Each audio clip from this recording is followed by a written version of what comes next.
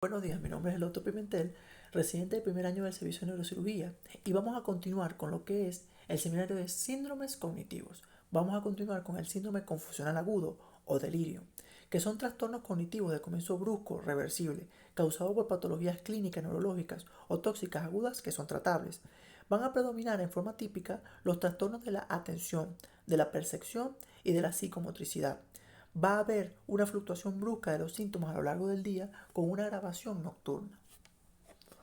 Dentro de etiología y sociopatogenia, observamos que hay factores predisponentes, como que el paciente sea mayor de 60 años, la presencia de patología cerebral previa, demencial o no, antecedentes de alguna adicción. Vamos a tener factores facilitantes, los cuales van a ser la ansiedad, la inmovilización, la privación del sueño, la privación o las sobrecargas sensoriales.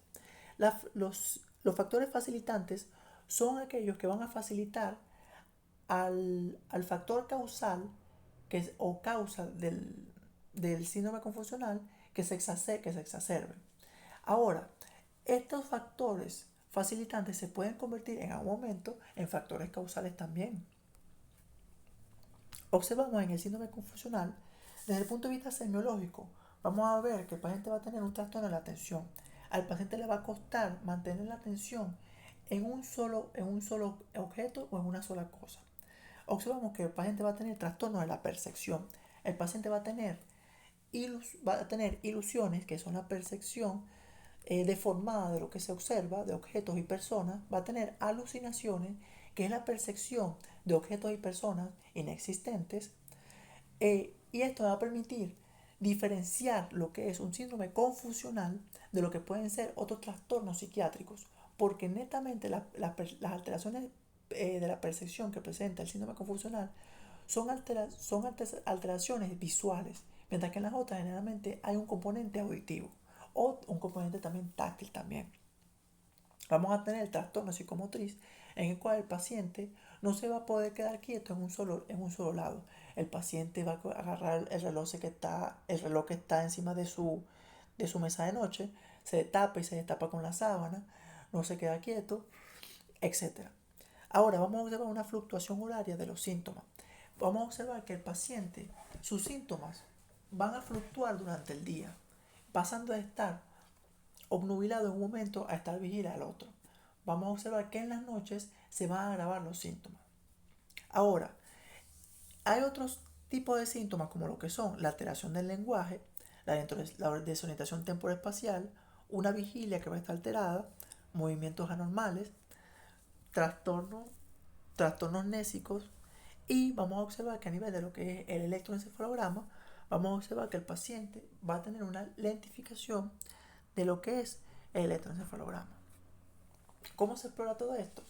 Para explorar la atención y la memoria se pide al paciente que relate las circunstancias de su afección o de su hospitalización y que nombre los meses del año o que cuente de 20 a 1. Si el paciente tiene síndrome confusional va a perder la atención rápidamente. Para explorar la orientación se le pide al paciente que diga en qué lugar está, cuál es su nombre, el nombre de sus familiares y diga el mes y el año en que se encuentra. ¿Qué hora es? También se le puede preguntar. Si el paciente responde todo esto, el paciente no tiene síndrome confusional. Porque los pacientes con síndrome confusional es muy difícil van a responder estas preguntas.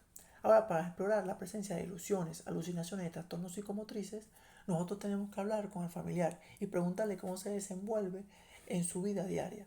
Y él nos va a decir que él percibe, que él ve imágenes, que él ve cosas como no son, etc. Y que se mueve, que no se queda quieto. Para explorar los síntomas y signos asociados, vamos a observar que el paciente va a presentar un lenguaje incoherente o de denominación incorrecta en un síndrome confusional. Le vamos a mostrar un objeto, como un lápiz, por ejemplo, sencillo, para que le dé una denominación. Si lo denomina, eh, puede ser que no tenga síndrome confusional. El paciente va a tener disartria, que es un lenguaje que puede estar dado por un lenguaje espontáneo o un lenguaje de repetición. El paciente está generalmente obnubilado y va a presentar movimientos anormales.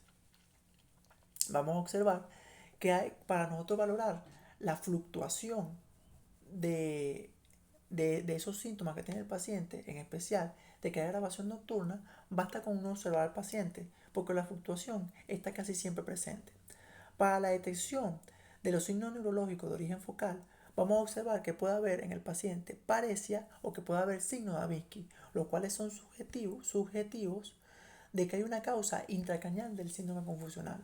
Ahora, también se pueden detectar posibles factores causales, como intoxicación por algún tipo de sustancia o ya sea infecciones del sistema nervioso central, que vamos a ver más adelante. Ahora, para diferenciar el síndrome confusional de lo que es el síndrome demencial, observamos lo siguiente. En el síndrome confusional tenemos que el comienzo es brusco. En el otro, el comienzo es insidioso. En el confusional hay desatención. La atención está normal en el otro. La memoria está alterada por desatención a nivel del síndrome confusional agudo. En el otro va a haber amnesia. La percepción va a estar normal en lo que sería la demencia, mientras que el paciente con síndrome confusional, su característica más frecuente es que el paciente tenga ilusiones y alucinaciones. El paciente va a estar inquieto, va a estar excitado, va a estar acatísico. Es decir, un paciente que va a estar inquieto en el síndrome confusional, mientras que el paciente va a estar tranquilo en el síndrome demencial. El paciente va a tener miedo o ansiedad en el síndrome confusional, mientras que hay despreocupación en el síndrome demencial. Va a haber disantria o una leve anomia, va a haber una fase en el síndrome demencial, entre otras diferencias con respecto del demencial con el síndrome confusional. Ahora, las razones por las cuales el paciente desarrolla una confusión, hay hipótesis fisiopatológicas. En el síndrome confusional agudo no hay una anatomía patológica específica. Por este motivo, los síntomas se adjudican a un trastorno agudo del metabolismo neuronal, predominante en cerebros que se encuentran en un déficit funcional relativo agravado en condiciones de desestabilización sistémica. Observamos que los mecanismos íntimos de compromiso neuronal podrían ser los siguientes: un déficit de los sustratos metabólicos, un compromiso del mecanismo de liberación, conservación, transporte o movilización de dicho sustrato, compromiso de la transmisión sináptica, trastorno de los potenciales de acción y el transporte iónico por alteración hidroelectrolítica o por hipoxia, síntesis insuficiente de los sustratos metabólicos y componentes estructurales neuronales. Podemos observar que en los pacientes ancianos puede estar inducida por fármacos, dígase por anticolinérgicos, por antidepresivos, por neurolépticos, por antihistamínicos, por hipnóticos, por litio, por bloqueantes de calcio, etc. Ahora bien, las causas del síndrome confusional son varias. En la edad avanzada vamos a observar que el paciente, una de las causas puede ser la fiebre, puede ser las causas tóxicas de las cuales hablamos anteriormente, pueden ser infecciones sistémicas, pueden ser trastornos hidroelectrolíticos, otras causas orgánicas, postquirúrgicas como operación de la cadera o neurológicas.